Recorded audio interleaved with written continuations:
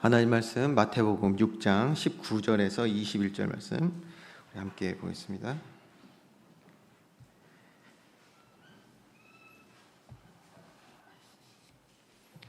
마태복음 6장 19절에서 21절 말씀 우리 한 절씩 교독합니다. 너희를 위하여 보물을 땅에 쌓아두지 말라. 거기는 좀과 동룩이 해하며 도둑이 구멍을 뚫고 도둑질하느니라.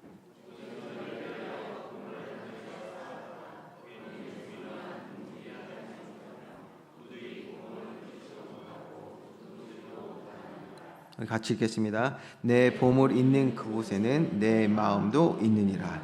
아멘. 우리 계속해서 마태복음 5장 7장의 그 산상수훈 말씀 보고 있습니다. 예수님께서 하나님의 복인 팔복에 대한 말씀과 함께 하나님 나라 백성으로서 이제 우리가 어떻게 살아가야 할지에 대한 부분들을 말씀해 주신 내용들입니다. 지금 예수님께서 계속해서 강조하고 계신 내용이 있죠. 예수님이 첫 공생에 사역하시고 말씀을 선포하신 것 그대로입니다. 회개하라, 천국이 가까이 왔느니라. 여기서부터 지금 주님의 가르침이, 말씀이 시작되고 있다는 것을 우리는 알아야 합니다. 무슨 내용이냐? 바로 하나님과의 관계 회복, 이것이 가장 주님의 그 가르침의 핵심이라는 것입니다. 여러분, 사실 여기에 우리가 죄사함을 받아야 하는 이유도 여기에 있는 거예요. 그렇죠? 우리가 여러분 죄사함 받는 것의 이유가 무엇입니까? 단순히 내가 뭔가 죽음 이후에 다음 세계, 내세가 있다는데 천국 가야겠다 라는 목적을 가지고 있는 사람은 신앙생활 실패합니다. 그건 분명합니다.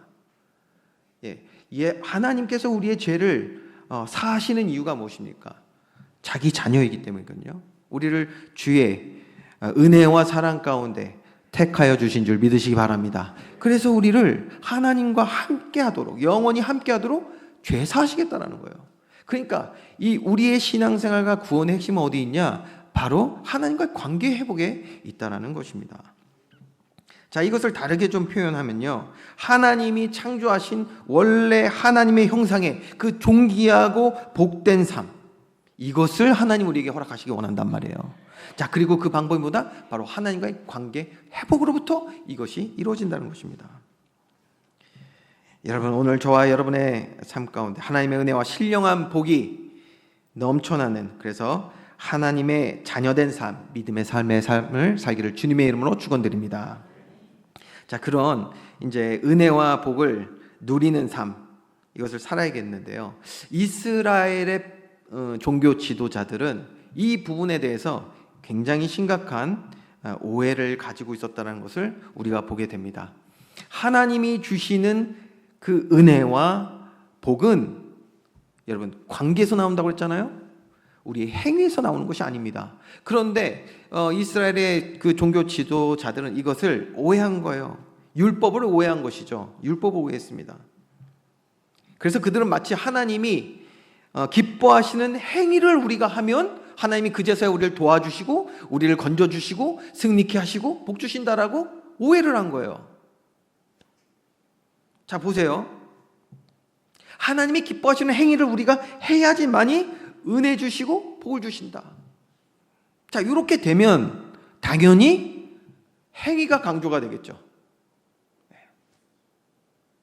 행위 중요합니다. 우리 이거 이제 말씀을 또 볼 거예요. 우리의 삶의 행위가 얼마나 중요합니까? 중요합니다. 저와 여러분의 삶을 통하여 하나님의 거룩하심이 나타나기를 주님의 이름으로 축원드립니다. 우리의 삶을 통해서 나타나는 거니까 우리가 뭐 가만히 있는 게 아니잖아요. 우리가 행하기 때문에 우리의 행위 중요합니다. 그러나 그 행위가 어디서 나와야 되느냐는 거예요.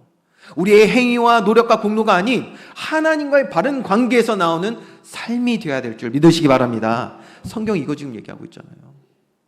하나님과의 관계 회복에는 관심이 없어요. 하나님을 인격적으로 만나는 거에는 관심이 없단 말이에요. 그러니 우리의 삶이 제대로 나올 리가 없는 것이죠. 여러분, 이스라엘 백성들은요, 이 율법을 너무 크게 오해했어요. 그래서 여러분, 율법이 무엇입니까? 율법이 뭐죠? 이거 행위 언약에 대한 거예요. 율법, 행위 언약에 대한 거라고요. 자, 하나님께서 천지를 창조하시고 아담과 하와에게 선악과를 따먹지 말라는 법을 주셨어요. 먹지 말라는 거예요. 먹지 않으면 하나님의 그 동산, 에덴 동산에서 영원히 복락을 누리는 거예요. 먹지 말라. 행위 언약이죠. 그런데 아담과 하와가 그 행위 언약을 지키지 못하고 따먹었어요. 죄를 범하게 됐어요. 법을 어겼단 말이에요. 죄가 임하였고 하나님과 함께 할 수가 없어서 그 관계가 무너져서 추방당하게 됩니다.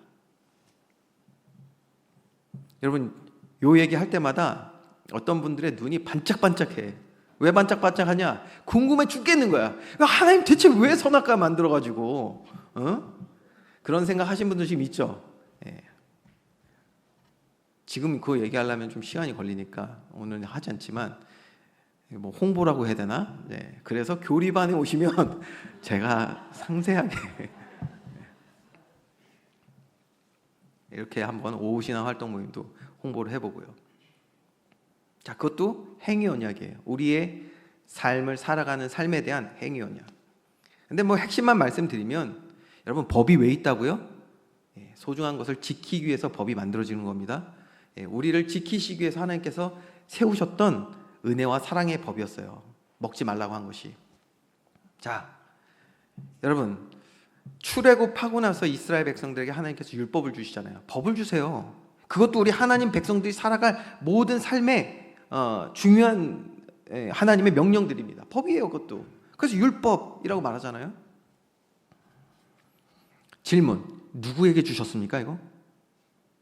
이거 누구에게 주셨어요? 저 바로왕한테 주신 겁니까? 아니요. 하나님의 택한 백성들에게 주셨잖아요. 율법은 하나님의 택한 백성들에게 주신 거예요. 그래서 그 율법의 말씀을 주시기 전에 무엇부터 하시냐? 하나님과의 관계 회복을 위한 언약 체결식부터 합니다. 너희는 첫째 날, 둘째 날 너희를 정결케 하라. 너희 옷을 빨라. 하나님 앞으로 회개하라. 돌이키라. 말씀하시고, 그 다음에 뭐냐? 셋째 날은 그러한 마음 상태로 주님의 임재하심을 기다리라고 했어요. 그때에 하나님께서 시내산에 임재하셔서 모세를 부르시고 뭘 주셨다? 그때 하나님의 말씀인 율법을 주신 거예요. 자, 그렇기 때문에 이것은 무엇이냐? 하나님께서 구원받은 백성들이 이제 하나님의 자녀로서, 백성으로서 살아갈 모든 삶의 복에 대한 것, 은혜에 대한 것을 말씀하시는 거예요. 그래서 우리가 어떻게 이제 하나님 자녀로 살아갈 것인가에 대한 지침이고 가르침이 돼요, 율법은. 그런데 창세기 3장, 아담에게 주셨던 행위와 지금 행위는 다릅니다. 왜 그럴까요? 죄로 인하여서 하나님의 자녀로 살아갈 수 없어요. 그래서 하나님께서 모세를 통해 주셨던 모든 우리에게 주신 율법의 말씀은 오직 예수 그리스도 안에서 이루어지게 되는 줄 믿으시기 바랍니다. 그래서 이게 우리의 삶이 오직 하나님의 은혜로 가능해지는 거예요. 그래서 주님께서 주신 하나님 자녀다운 삶은, 주의 말씀을 우리가 순종하며 살아갈 수 있는 그 삶은 이제보다 오직 예수 그리스도 안에서 가능하다는 거예요. 그런데 이걸 오해한 거예요. 누가? 이스라엘의 종교 지도자들이. 하나님께서 하나님 백성된, 자녀된, 죄사함 얻어서 하나님께 나아갈 수 있는 그 길, 그래서 하나님과 교제하고 그를 닮아가며 그래서 나오는 삶의 모든 삶을 살아가는 길이 예수 그리스도인데, 이 예수 그리스도 없이 행위를 강조하게 된 거예요. 행위를.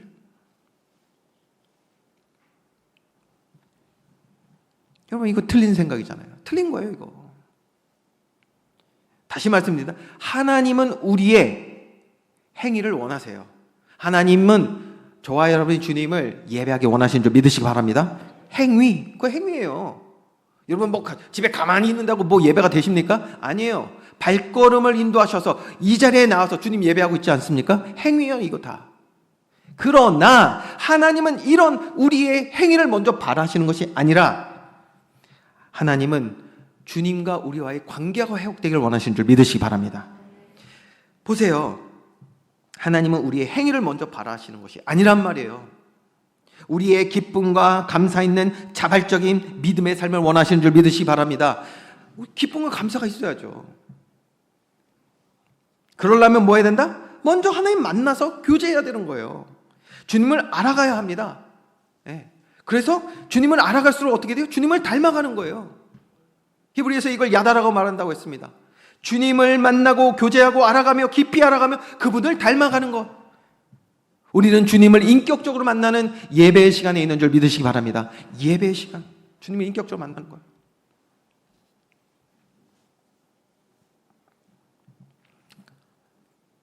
제가 아내하고 이제 결혼한 지 15년이 됐더라고요. 시간이 빨라요.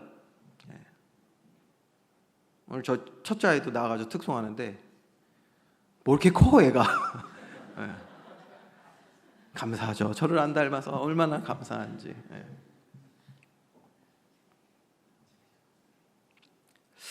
그 아내랑 이제 처음 결혼하고 이렇게 신혼생활 할 때 제 아내가 굉장히 저 지금 없잖아요. 편하게 말해야겠다. 고상하고 우아하고 지혜롭고 이렇게 말해놔야지 또 여러분들이 가서 또 얘기할 거 알기 때문에 저도 지혜로운 사람입니다. 이 정도는 얘기해놓고. 근데 알겠더라고요. 같이 이렇게 살다 보니까 저하고 다른 부분이 많이 있지만 닮아가는 게 있더라고요. 닮아가요. 뭐 요즘 그걸 저도 많이 느끼는데 뭐가 닮아가냐? 요즘 아내가 저한테 그렇게 장난을 많이 쳐요. 제가 장난을 많이 치거든요. 예전에는 한 번 나한테 장난 안 치던 사람인데 요즘은 저한테 장난을 많이 칩니다. 부부는 닮아간다고 하죠. 점점 더 닮아가겠죠. 왜요? 만남이 있고 교제가 있고 서로를 알아가고 그러면 닮아가는 거예요. 여러분, 우리의 예배가 하나님을 인격적으로 만나는 예배 되기를 주님으로 축원드립니다. 주님을 닮아가는 거예요. 거룩하신 하나님을 우리가 닮아가는 거예요.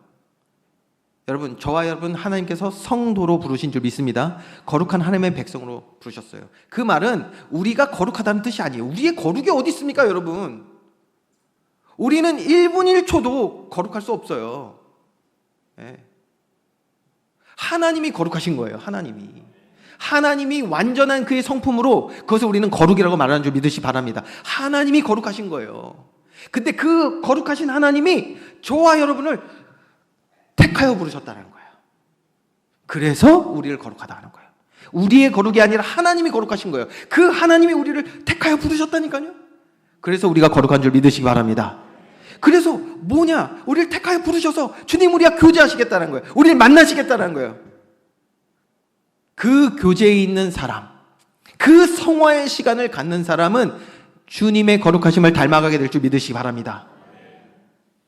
여러분, 그래서요, 주님과 교제할수록 우리 안에는요, 주님을 닮아가는, 주님의 그 거룩하신 성품을 닮아감이 조금씩 열매 맺게 됩니다. 그리고 그걸 가지고 살아가는 거예요. 이제 우리의 삶이 예전에 옛사람으로 살아가는 것이 아니라 주님의 거룩하심을 닮아감으로 살아가는 거예요. 이걸 뭐라고 하냐? 이걸 바로 경건이라고 얘기하는 거예요. 경건. 여러분, 경건한 능력 얻기를 주님의 이름으로 축원드립니다. 그래서요, 예배를 드리는데, 자, 디모데후서 3장 5절 말씀 우리 한번 먼저 보죠. 같이 한번 읽어볼까요? 시작. 경건의 모양은 있으나 경건의 능력은 부인하니 이 같은 자들에게서 내가 돌아서리라. 아멘. 여러분, 우리의 예배가 마치 자녀가 부모와의 관계에 있을 때에, 이게 올바른 관계일 때 자녀가 부모를 사랑하고 의지하고 신뢰하겠죠? 그렇게 하듯이 우리 역시 하나님을 인격적으로 경험해야 될 줄 믿으시기 바랍니다. 그때 주님을 닮아가고, 그것이 뭐예요? 그 예배가 경건의 모양만 있는 것이 아니라 능력을 이제 얻게 되는 거예요. 자, 그러니까 하나님과의 관계, 아버지와 자녀의 그 친밀한 관계에서 우리의 삶이 나와야 되는 것입니다. 그래야 우리의 바른 신앙생활이 회복되고 살아가게 되게 되는 줄 믿으시기 바랍니다. 여러분, 신앙생활이 무엇입니까? 이거 오해하신 분도 있어요. 신앙생활 하니까 우리가 그냥 교회에서 드리는 것이 신앙생활이라고 생각하거든요. 아닙니다.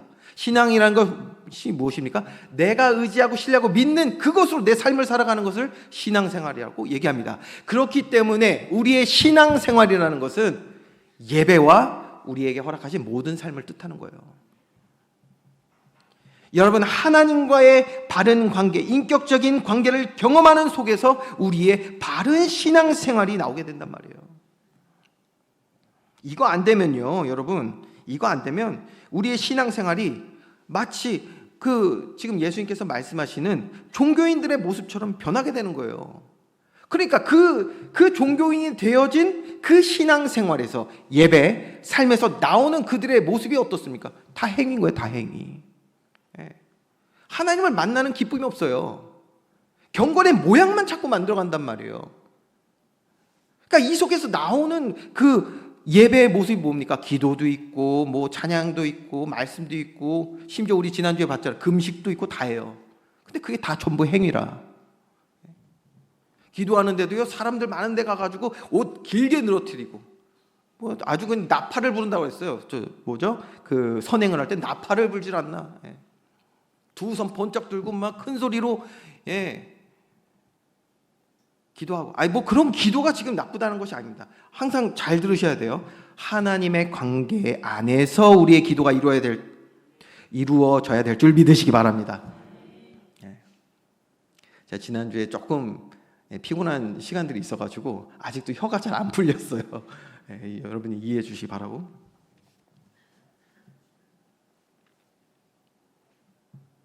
자, 이거 안 되면요, 사람들에게 인정받기 위하여 우리가 신앙생활해요. 예배도 우리의 삶도 하나님이 기뻐하시는 게 아니라 내가 만족하고 사람에게 인정받기 위해서 한다니까요. 그래서 이러한 것에 대해서 예수님이 말씀하셨죠. 그렇게 행위를 드러내는 것, 우리의 신앙생활이 이러한 우리의 공로를 드러낸다. 그러면 그 결과는 사람들에게 그래, 칭찬받고 잘했다, 끝이라는 거예요. 하나님은 더 이상 주실 게 없대요. 너희가 받을 모든 것을 이미 다 받았느니라 라고 말씀하셨잖아요. 그래서 여러분, 기도도 선행도 봉사도 헌신도, 그리고 지난 시간에 우리가 봤던 금식하는 그 모든 것이 우리의 행위로 한다면 그것은 모양만 되는 것입니다. 이 중요한 신앙생활의 모든 모습이 하나님과의 관계 안에서 나오는 경건한 능력이 되어야 될 줄 믿으시기 바랍니다. 그래서 예수님은 이 경건의 모양만 있는 외식하는 자를 경계하시면서 그런 자가 되지 말 것을 당부하시며, 반대로 하나님과의 관계를 다시 한번 강조를 하셨던 것입니다. 우리 마태복음 6장 6절 말씀을 우리 또 한번 같이 합독하겠습니다. 시작. 너는 기도할 때에 내 골방에 들어가 문을 닫고 은밀한 중에 계신 내 아버지께 기도하라. 은밀한 중에 보시는 내 아버지께서 갚으시리라. 아멘. 자, 오늘 본문의 말씀에서도 우리가 이 중요한 이 하나님과의 교제, 은밀한 중에 보시는, 은밀한 곳에서 우리 함께 계시는 아버지께 기도하라고 했잖아요. 친밀한 관계를 얘기하는 것이죠. 이 중요한 신앙의 원리를 가지고 오늘 주님 주시는 말씀을 우리가 또 함께 봐야 되겠습니다. 자, 본문의 말씀을 이제 보는데요. 이 본론에서 이 본문의 중요한 단어와 내용을 먼저 쭉 나열해 놓고 우리가 한번 같이 살펴보려고 하는데요. 먼저 19절 말씀에 보면 여러분, 보물이라는 단어가 나와요. 보물. 자, 보물이라는 단어가 나와요. 여러분, 보물이라는 단어를 생각하셨을 때 딱 떠오르는 게 여러분 뭐죠? 보물. 자, 1부 때 말씀드릴게요. 여러분들은 뭐 오답을 내시는데 아주 익숙하시니까 제가 1부 때는 어떤 답이 나왔냐? 보물 하니까 재물, 그 다음에 재물 나왔다. 그 다음 나온 게 뭐냐면 다이아몬드.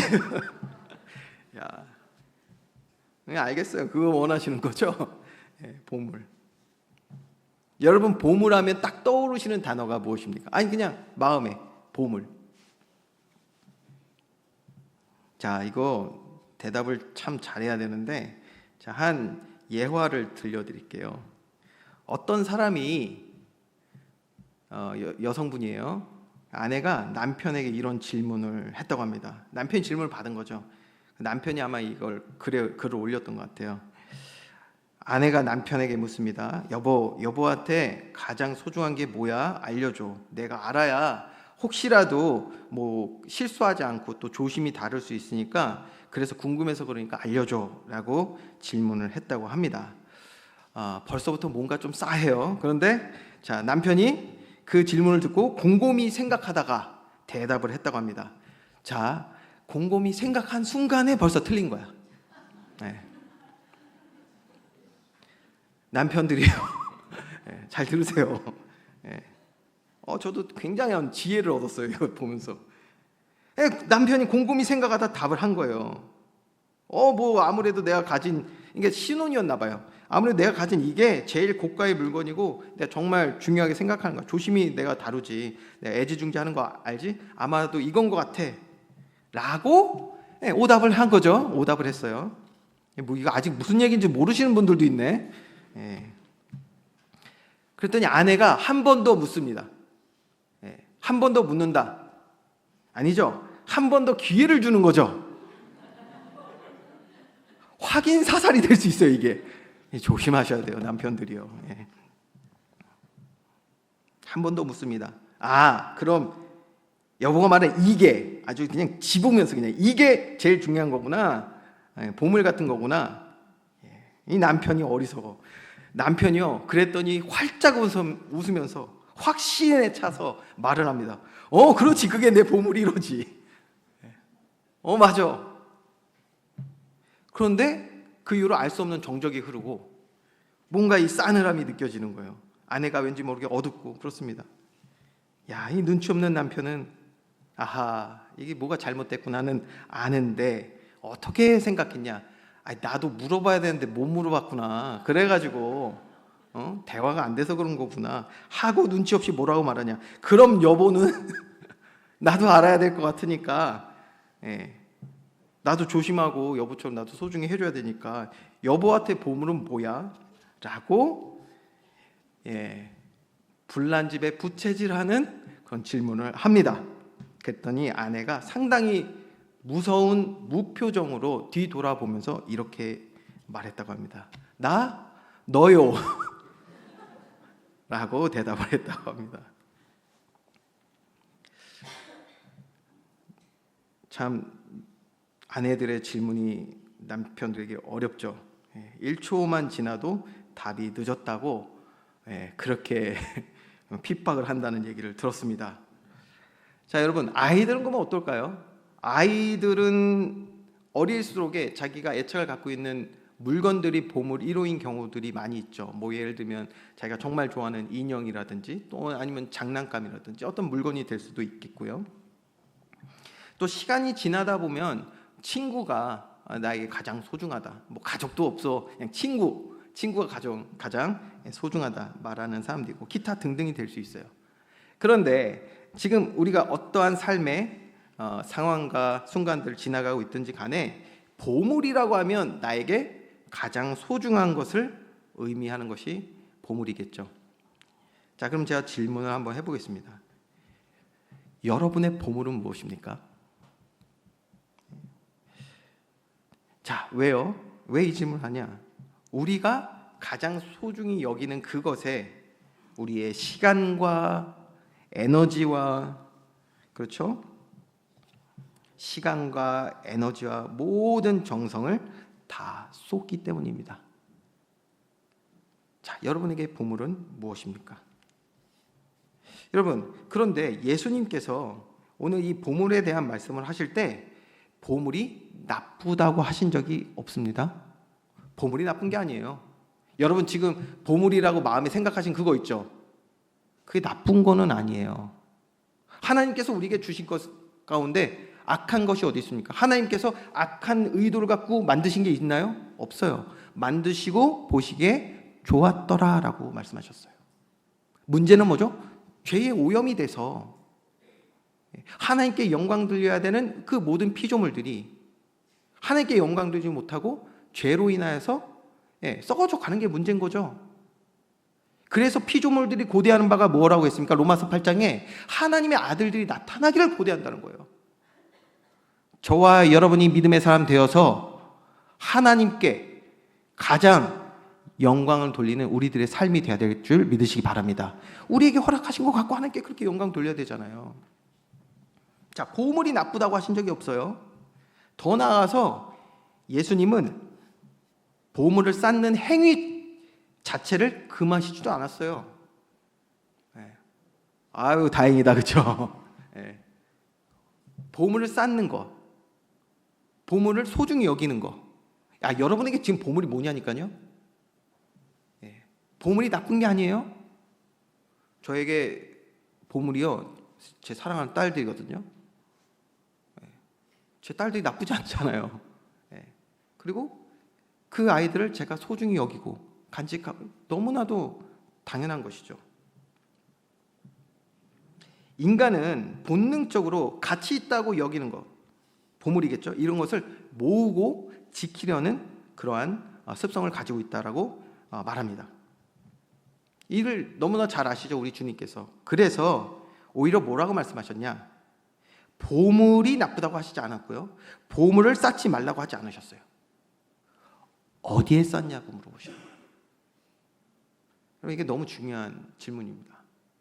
오늘 정말 우리가 깊이 질문해야 되는 말씀인 거죠. 어디에 쌓냐? 자, 이때 예수님은 보물을 쌓는 장소를 두 곳으로 특정하여서 말씀하셨어요. 어디죠? 땅과 하늘. 그래서 다시 19절 말씀을 보면요, 보물을 땅에 쌓아두지 말라 이렇게 말씀하셨어요. 땅에 쌓으면 안 되는 이유, 첫 번째, 좀과 동록이 해한다고 하셨습니다. 좀은요, 아시죠? 벌레잖아요. 근데 이 좀이 옷이나 천 같은 거, 그거를 갉아먹는 벌레예요. 동록은 무엇입니까? 녹이 쓴다는 거예요. 녹 쓸면 결국 다 부패해서 사라지잖아요.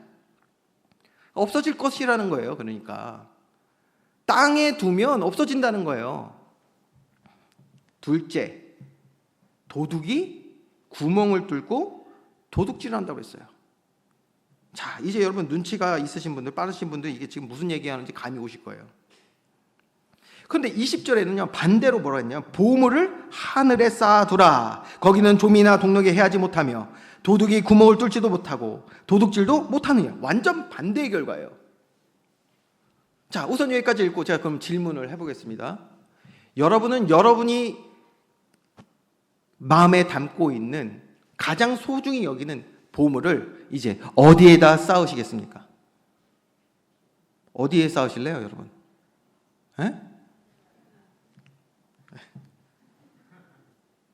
땅입니까? 아니겠죠?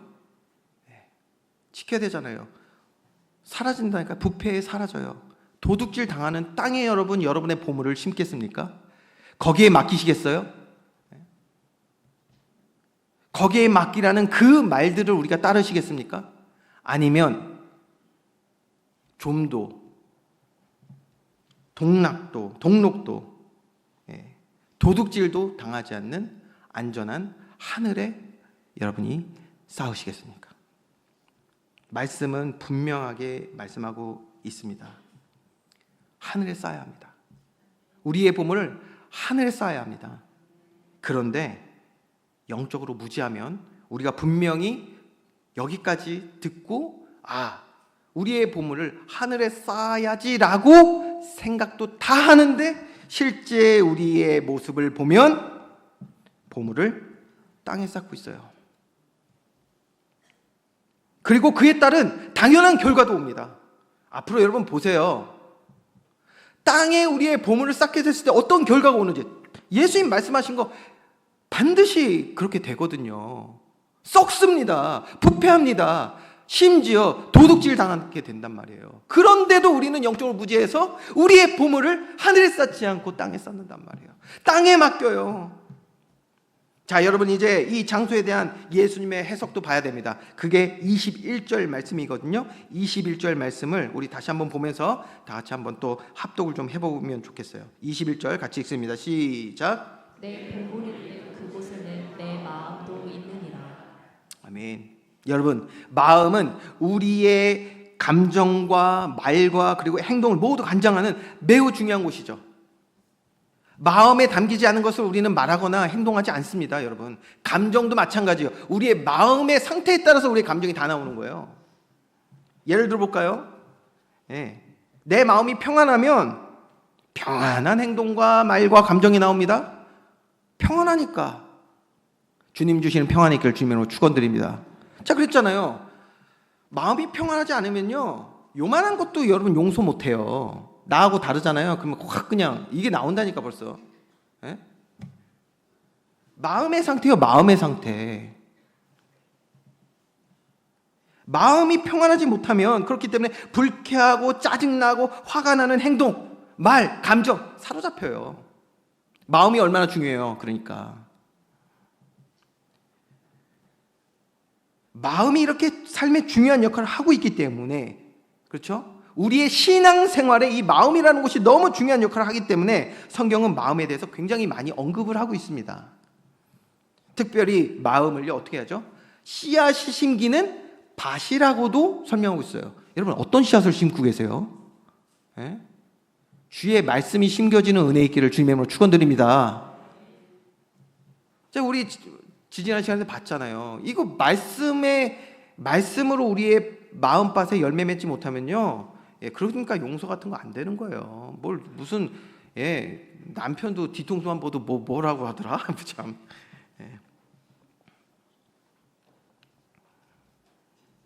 자, 그런데 예수님이 오늘 말씀에 우리가 쌓는 보물이 있는 곳에, 그곳에 우리의 마음도 있다라고 말씀하신 거예요. 우리가 보물을 쌓는 그곳에 우리의 마음이 있다라는 거예요. 다시 말해, 보물을 어디에 쌓느냐에 따라서 우리의 마음이 땅이 될 수 있고 혹은 하늘이 될 수 있다, 하늘을 품을 수 있다라는 것을 말씀해 주시고 있는 것이죠. 자, 여러분, 그러면 하늘과 땅이 정확히 무엇을 의미하는지를 다시 19절에서 20절 말씀을 통해서 우리가 봐야겠습니다. 특별히 19절에 땅이라고 표현된 이 장소의 특징을 보면 우리가 정확히 알 수 있어요. 어떤 특징을 가지고 있었습니까?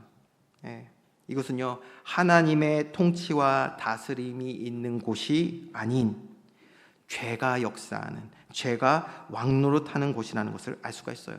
19절 말씀, 좀과 동록이 해하는 곳이라고 했습니다. 후패하고 썩어질 것, 후패하고 썩어질 것, 영원하지 않는 것, 결국 사라지는 것, 이거 무엇입니까? 육신의 것들을 얘기하는 거예요. 육신의 것들. 모든 육신의 것들은 흑으로 돌아가게 되어 있습니다. 썩어집니다. 후패합니다. 영원하지 않습니다. 성경은 그래서 이것을 헛된 것이다 라고 말하고, 그렇기 때문에 진리, 영원히 변치 않는 진리가 아니기 때문에 이런 것들을 또 거짓된 것이라고도 말합니다. 자, 이런 특성을 가진 것이 지금 땅이에요. 그 땅에다가 우리의 소중한 보물을 지금 맡긴단 말이에요. 이러한 특성을 가졌음에도 불구하고 사람들이 자신이 가장 사랑스러워하고 존귀하게 여기는 그 보물을 여기에 쌓고 맡기고 있다는 거예요. 성경은 분명히 말씀하고 있는 것이 있습니다. 골로새서 2장 8절 말씀. 누가 철학과 헛된 속임수로 너희를 사로잡을까 주의하라. 이것은 사람의 전통과 세상의 초등학문을 따르며 그리스도를 따름이 아니니라. 자, 우리의 보물을 땅에 맡긴다.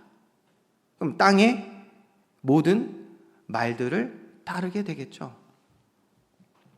그래요. 세상이 크고 높고 강해 보이죠. 그러나 그것이 얼마나 높고 크고 강하든지 간에 모두 사라집니다. 영원하지 않습니다. 그런데 우리는 우리의 그 소중한 보물을 사라질 것에 맡기고 있단 말이에요. 세상이 말하는 대로 살아야 한다고 믿고 따라요. 여러분, 우리에게 허락하신 보물들이 뭐가 있냐니까요.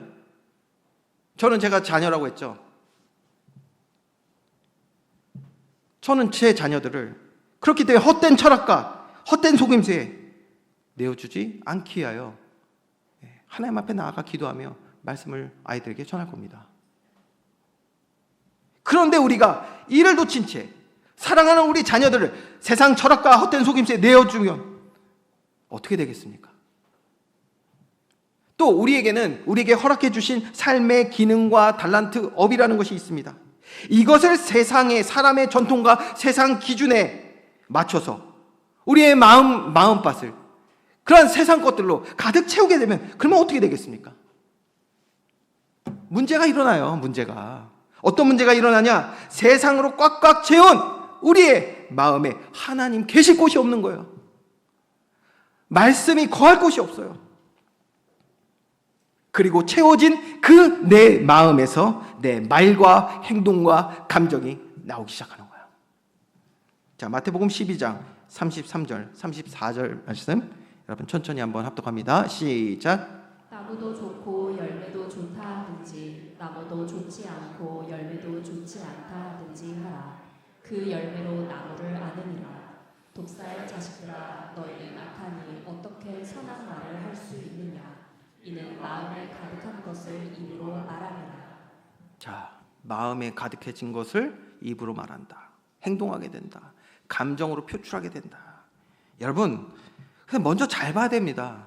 나는 내게 보물된 것들, 하나님이 허락하신 그 소중한 것들을 어디에 쌓고 어디에 내어주고 어디에 맡기고 있는가? 나의 보물들, 나에게 소중한 오늘 이 삶, 생명, 호흡할 수 있는 이 시간, 어디에 우리는 우리의 보물들을 맡기고 있는가? 여러분, 더 큰 문제가 무엇입니까? 더 큰 문제는 그 다음이에요. 도둑이 구멍을 뚫고 도둑질 하느니라. 이렇게 마음이 세상으로 가득하여 육신화되어지면 죄가 틈을 타게 되는 거예요. 구멍이 뚫린다 그랬잖아요. 죄가 틈을 타요. 그 틈 탄 곳에 죄의 씨앗을 뿌리는 거예요. 그러면 죄의 열매를 맺게 되는 것이죠. 악한 것들이 그러니까 그때부터 나오기 시작하는 거예요. 내 사랑하는 보물들에 악한 것들이 막 묻기 시작하는 거예요. 내 사랑하는 보물에 썩어지는 일들이 일어나기 시작하는 거예요. 그래서 결국에 나의 보물을 빼앗겨 버리게 됩니다. 이거 안타깝죠. 요한복음 10장 10절 말씀. 도둑이 오는 것은 도둑질하고 죽이고 멸망시키라는 것뿐이요. 여러분, 이런 일이 일어나는 거예요. 여러분, 보물 어디다 맡기고 계시냐니까요. 이런 일이 일어나고 있어요. 여러분, 그래서 사탄은요, 우리의 삶에 허락하신 보물과 같은 가장 귀한 것을 이렇게 뺏어가고 멸망시킨다는 것을 우리 알아야 돼요. 그래서 예수님 말씀하셨습니다. 뭐라고 말씀하셨냐? 오늘 20절에 이렇게 말씀하신 거예요. 보물을 하늘에 쌓아두라. 그런데 그냥 쌓는 게 아니에요. 너희를 위하여라고 했어요. 여러분, 저와 여러분을 위하여 하나님은 보물을 뭐라고요? 하늘에 쌓으라고 말씀하신 줄 믿으시기 바랍니다. 저와 여러분을 위해서 이렇게 말씀하신 거예요. 너를 위하여, 우리에게 주신 보물, 우리에게 주신 가정, 남편, 아내, 자녀들, 사랑하는 친구, 이웃들, 성도들, 여러분, 사탄에 뺏기지 않는 은혜의 길을 주님의 이름으로 축원드립니다. 우리에게 주신 시간과 헌신과 재능과 노력, 이 모든 보물 같은 소중한 것들 뺏기지 않는 은혜를 우리는 주님 앞에 간구해야 돼요. 그 답이 뭐다? 보물을 하늘에 쌓아두라. 하늘은 오늘 땅과 완전히 반대되는 결과뿐 아니라 반대되는 속성을 가지고 있습니다. 보물을 땅에 쌓는 것은요, 세상에 우리의 보물을 내어주고 맡기고 따른다는 것이라면, 하늘에 쌓는다는 것은 하나님의 통치와 다스림이 있는 그의 나라에 우리의 보물을 맡기는 거예요. 여러분, 세상 초등학문이 아닌 그리스도를 따름을 말하는 것입니다. 자, 또 다시요. 여러분, 우리에게 허락하신 보물들을 다시 한번 또 생각해 봅시다. 저는 우리 자녀들, 제 보물들이죠. 우리 자녀들, 철학과 헛된 속임수에 내어주는 것이 아니라 하나님 나라의 통치와 다스림 가운데 있게 이렇게 되어지는 은혜를 날마다 저는 기도하고 있어요. 여러분, 이렇게 되면 어떤 일이 일어나겠습니까? 또 저와 여러분에게 주신 그 허락하신 삶의 기능과 달란트와 모든 것을 통하여 사람의 전통과 세상의 기준에 귀 기울이고 그것을 따라가고, 그래서 우리에게 주신 그 소중한 선물들을 헛된 것을 위해 사용하는 것이 아니라 하나님의 영광을 위해서 그 보물들을 사용한다면 여러분 어떻게 되겠습니까? 주의 말씀으로 가득한 우리의 삶이 되는 줄 믿으시기 바랍니다. 영원한 진리의 말씀이 우리에게 주신 보물과 같은 모든 것들 가운데 가득하게 되는 거예요. 그렇게 되면 헛된 세상의 지식과 경험과 힘과 배경되는 것들이 우리의 마음밭에 들어올 틈이 없어지는 것입니다. 사탄이 역사할 틈도 없어지는 것이죠. 오로지 주의 말씀이 마음밭에 심겨 하나님 주시는 참된 생명과 평안을 얻게 될 줄 믿으시기 바랍니다. 그래서 내게 허락하신 이 귀한 것들, 보물들, 죄에 오염되지 않고 또 사탄의 도둑질 당하지 않고 하나님의 나라, 주의 친절한 팔, 안전하신 품에 그 친밀한 관계 속에서 그 모든 것을 안전히 지키시고 또 풍성케 하시며 그래서 주의 영광을 위하여 사용하시는 그런 복된 열매 얻고 누리는 저와 여러분 되기를 주님의 이름으로 축원드립니다. 결론입니다. 자, 우리의 보물을 하늘에 쌓아야 합니다. 썩지 않고 도둑질 당하지 않는 주의 품에 우리의 보물들이 있어야 합니다. 그런데 그렇게 하나님께로 우리의 보물을 또 주의 품에 안겨드릴 수 있는 길은 오직 하나입니다. 오직 하나뿐이에요. 자, 그래서 20절 말씀에 이렇게 기록되어 있어요. 보물을 하늘에 쌓아두라. 이것이 너희를 위한 것이라고 했죠. 그런데 이것이 오직 유일한 길이라는 거예요. 오직 한 길. 하늘에 보물을 쌓는 길은 오직 한 길. 유일한 방법. 우리의 보물을 썩어 없어지는 세상 헛된 것에 위탁하는 것이 아닌 영원히 변치 않는 진리 가운데 내어드리는 유일한 길. 죄가 틈타 사탄으로 하여금 우리의 보물을 도둑질하게 하는 것이 아니라 죄가 역사할 수 없는 반석과 같은 단단함과 그리고 사탄의 모든 일이 역사할 수 없는 절대적인 승리가 있는 유일한 길. 오직 한 길. 그분이 바로 예수 그리스도이신 줄 믿으시기 바랍니다. 요한복음 14장 6절 말씀 우리 믿음으로 함께 고백합니다. 시작. 예수께서 이르시되 내가 곧 길이요 진리요 생명이니 나로 말미암지 않고는 아버지께로 올 자가 없느니라. 아멘. 예수님이 길이십니다. 그리고 진리시고 생명이신 줄 믿습니다. 그런데 이 성경 보면요, 앞에 곧이라고 돼 있어요. 곧. 영어로는 더라는 뜻이에요. 더. 앞에 더가 붙으면 뭐가 되냐? 유일하다는 뜻이에요. The way. 주님이 유일한 길 되세요. 네. The truth. 주님이 유일한 진리가 되시고 The life. 주님만이 우리의 생명이 되세요. 유일한 길, 진리, 생명. 이렇게 유일한 힘과 능력, 방패와 피난처 되시는 예수님께 우리의 보물을 맡겨야 될 줄 믿으시기 바랍니다. 우리의 마음밭을 예수님께 내어드려야 돼요. 그래서 그분이 주님께서 우리의 마음밭을 기경하셔야 됩니다. 그래서 내게 허락된 모든 삶의 소중한 것들, 그 가운데 성령의 아름다운 열매 맺는 은혜의 길을 주님의 이름으로 축원드립니다. 예수 그리스도를 믿고 의지하고 그의 이름 부르며 주님께 모든 것을 맡기는 주의 뜻, 주의 말씀에 순종하여 따르는 믿음의 사람, 복 있는 사람, 하나님의 자녀된 삶을 사는 우리 교회 되기를 주님의 이름으로 축원드립니다. 기도하겠습니다. 사랑의 하나님, 오늘도 우리에게 천국 복음을 듣게 하시고 또 예배하는 이 모든 순간 통하여 오직 주님만을 바라볼 수 있도록 은혜 허락하심에 감사를 드립니다. 주 안에 있는 하나님의 백성들에게 딴 근심이 없는 줄 믿습니다. 우리에게 허락하신 너무나도 소중한 것들, 그러나 이런 것들 우리가 세상에 내어줄 때 근심, 걱정, 염려로 사로잡혀서 참 평안 없이 하나님 자녀된 삶을 살아가지 못함을 또 고백합니다. 우리에게 허락하신 소중한 것들을 주님께 내어드리게 하여 주시옵소서.